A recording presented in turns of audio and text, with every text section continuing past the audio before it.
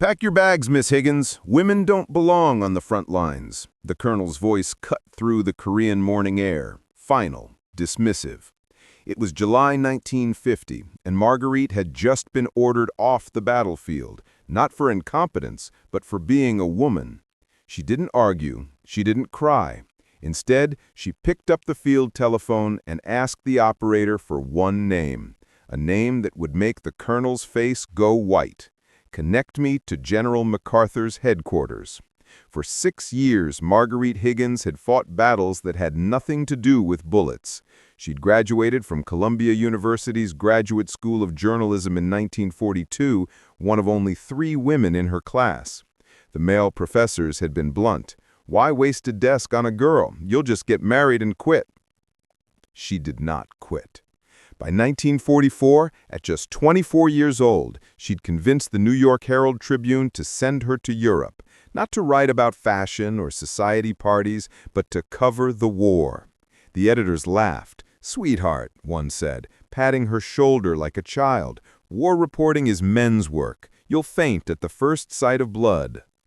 Marguerite's jaw tightened, but she didn't raise her voice. She simply said, "Then let me prove you wrong."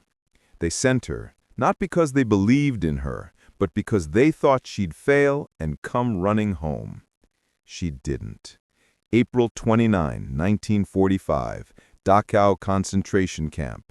The gates swung open and hell spilled out. Skeletal figures in striped uniforms stumbled forward.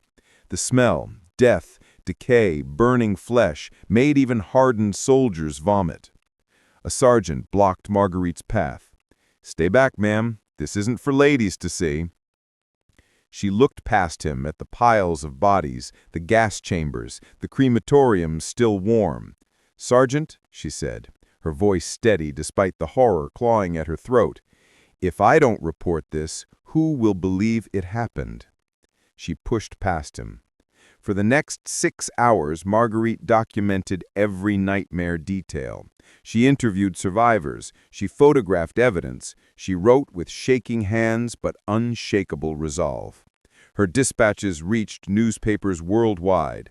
Millions learned the truth because one woman refused to stay back. Months later, at the Nuremberg trials, a British correspondent sneered as she took her seat. "This trial requires serious journalists, not girls playing reporter." She didn't respond. She just opened her notebook, the same one that held Dachau's horrors, and began writing. 6 months later, her Nuremberg coverage would be required reading at Harvard Law School. His articles? No one remembered his name. When the colonel grabbed her press credentials in Korea, demanding she leave, Marguerite's mind flashed back. Not to fear, but to purpose. She remembered the faces at Dachau, the survivor who grabbed her hand and whispered in broken English, "Tell them, tell the world. If you don't, they will say we lied." She remembered the soldier who bled out in her arms during the liberation of Buchenwald, his last words, "Write this down, make them remember us." She remembered standing in the ruins of Berlin, watching mothers dig through rubble for their children, and thinking, someone has to bear witness, someone has to tell the truth when everyone else wants to look away. War correspondents weren't just observers. They were the bridge between the battlefield and the breakfast table, between sacrifice and recognition, between the fallen and the future. Without them, heroes died twice. Once in battle, and again in silence. July 1950. The Korean War had erupted just weeks earlier. Marguerite was among the first correspondents to arrive. She waded through rivers under enemy fire. She rode in the lead jeep during ambushes. She slept in foxholes and wrote dispatches by flashlight. The male correspondents complained to headquarters. "She's making us look bad," one admitted privately.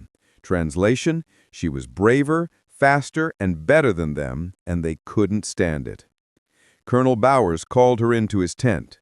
"Miss Higgins, I'm ordering you to leave Korea immediately." "On what grounds, sir?" "There are no facilities for women at the front." Marguerite's eyes narrowed. "I've been using the same foxholes as the men for 3 weeks, sir." I haven't complained once." It's not about complaints, it's about propriety. This is a war zone, not a what, Colonel? Not a place for women. Her voice was soft but edged with steel. I was at Dachau. I was at Buchenwald. I covered Nuremberg. How many battles have you witnessed, sir? The colonel's face reddened. That's insubordination. No, sir. That's a question. He pointed to the tent flap. You're dismissed from the theater of operations, effective immediately. Marguerite walked out of that tent with her head high. She went straight to the communications center and requested a direct line to Tokyo, to General MacArthur's headquarters. The operator hesitated. "Ma'am, that's a 5-star general. I can't just—" "Tell him it's Marguerite Higgins from the Herald Tribune. He'll take the call." He did. 3 days later, a telegram arrived at the Herald Tribune's New York office. The editor tore it open. His hands trembled as he read. "The ban on women correspondents in Korea is lifted. Marguerite Higgins holds the admiration of everyone. Signed, General MacArthur. In the Korean command tent, when Colonel Bowers received a copy of that telegram, the blood drained from his face. He'd just tried to silence a woman who had a 5-star general's direct line. Marguerite returned to the front lines the next day, not with anger, but with her notebook, her camera, and her mission. For the next year, Marguerite reported from the deadliest corners of Korea. She was pinned down by sniper fire in Seoul. She survived a plane crash. She interviewed prisoners of war and generals alike. Her dispatches were raw, honest, unflinching. In 1951, she became the first woman to win the Pulitzer Prize for international reporting. At the ceremony, when her name was called, a male journalist in the back row muttered, "Affirmative action." Marguerite heard him. The entire room heard him. She walked to the stage, accepted the medal, and turned to the microphone. She didn't call him out by name. She didn't need to. "This award," she said, her voice steady, "is not for me alone. It's for every woman who was told she didn't belong. It's for every correspondent who risked their life so that the truth could travel farther than bullets. And it's a reminder that war correspondents aren't just storytellers. They are the reason the world remembers its heroes." The room erupted in applause. The journalist in the back stayed silent. Marguerite Higgins continued reporting for another 15 years. She covered Vietnam, she wrote books, she became a legend. But she never forgot what war correspondents truly were: witnesses to sacrifice. In 1966, at just 45 years old, she died from a tropical disease contracted during her 10th trip to Vietnam. She'd refused to stop reporting, even when her health failed. At her funeral, a Marine general said, "She didn't just report on heroes, she was one." Today, because of journalists like Marguerite, we know the names of soldiers who fought in frozen mountains. We remember medics who saved lives under fire. We honor the fallen, not because they were perfect, but because someone bore witness. War correspondents bridge the gap between the battlefield and our memory. They ensure that courage is never forgotten, that sacrifice is never silent. Here at Tales of Valor, we honor those who serve and those who tell their stories.